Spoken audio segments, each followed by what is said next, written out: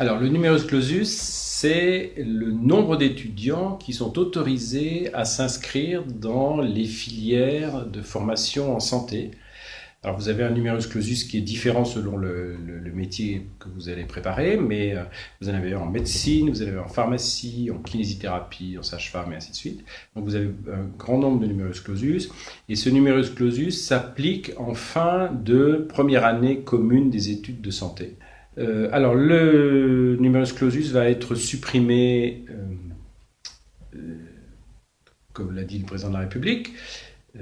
Certes, ça veut dire que le numerus clausus, en tant que tel qu'on le connaît aujourd'hui, n'existera plus. Cela ne veut pas dire que c'est la porte ouverte à la formation de tous les étudiants qui le souhaiteraient. D'abord pour une question de niveau scientifique, hein, il est bien sûr pas possible qu'on accepte dans les études de santé tous les étudiants s'ils n'ont pas le niveau requis, d'abord. Et deuxième point, qui va limiter aussi le nombre d'étudiants, c'est la capacité d'accueil des étudiants dans les facultés.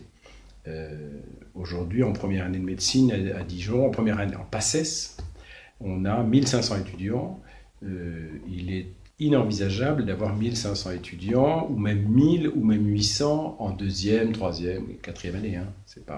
C'est mécaniquement pas possible en termes de capacité physique d'accueil des amphithéâtres, en termes d'enseignants, en termes de stages de formation, enfin voilà, toutes sortes d'éléments qui vont limiter le nombre.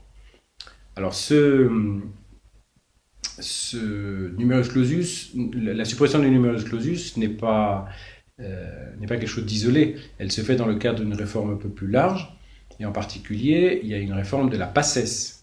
C'est pour ça que c'est certainement l'annonce la plus emblématique, mais ce n'est pas celle-là qui va poser le plus de problèmes. Le nombre d'étudiants qui vont être admis à faire tout le parcours va être modulé en fonction des voies d'accès. Ceux qui vont passer par la première année dans notre UFR, ceux qui viendront des licences de sciences, de STAPS ou autres, chez lesquels il y aura ce qu'on appelle une mineure santé, c'est-à-dire quelques UE qui se rattachent à notre formation. Tout ça va être modulé en fonction du nombre de ces voies d'accès. Ensuite, ça va être modulé aussi en fonction de l'année dans laquelle ils vont intégrer le parcours. Ça pourra être en deuxième année, mais ça pourra aussi être en troisième année. Donc tout ça sont des éléments de régulation. Et ensuite, il y aura bien sûr la capacité de formation. Alors ça va être un choix que nous allons devoir arbitrer entre l'Agence régionale de santé, j'imagine, et l'UFR, l'université, les capacités de formation.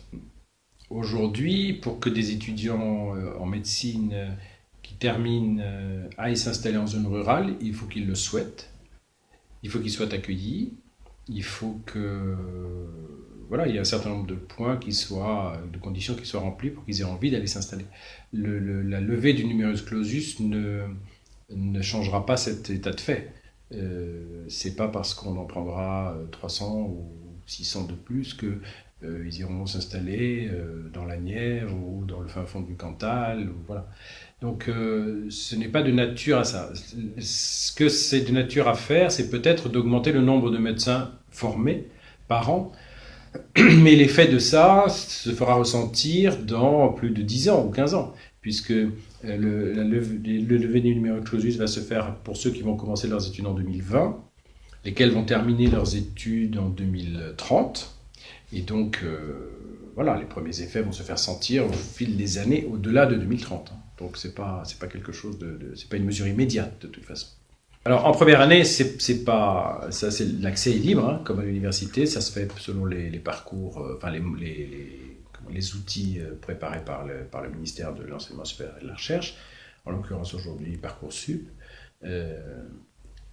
Ce qu'on souhaiterait, c'est que la modulation se fasse avant l'arrivée en première année, parce que on sait pertinemment qu'un certain nombre d'étudiants vont à l'échec quand ils s'inscrivent en première année, en raison de leur parcours, de leur niveau scientifique, parce qu'en fait, dans Parcoursup, on examine le dossier de l'étudiant depuis la première et la terminale, donc on pressent assez facilement quels sont les étudiants qui ont des chances d'être reçus et de passer la barre.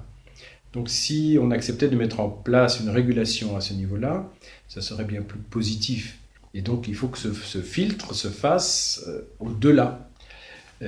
C'est pour ça qu'il se fait en fin de première année, mais il se fera plus forcément en fin de première année, il se fera à différents niveaux.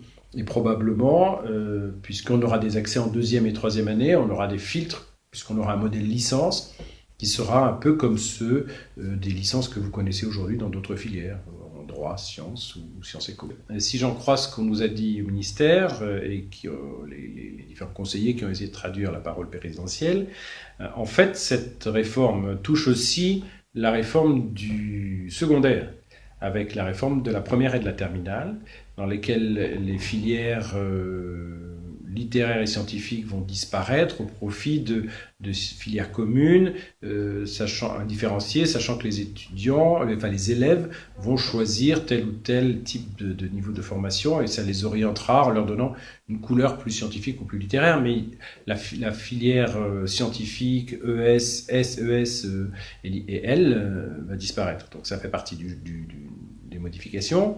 Ensuite, la PACES, on n'est pas encore sûr du modèle qui sera choisi.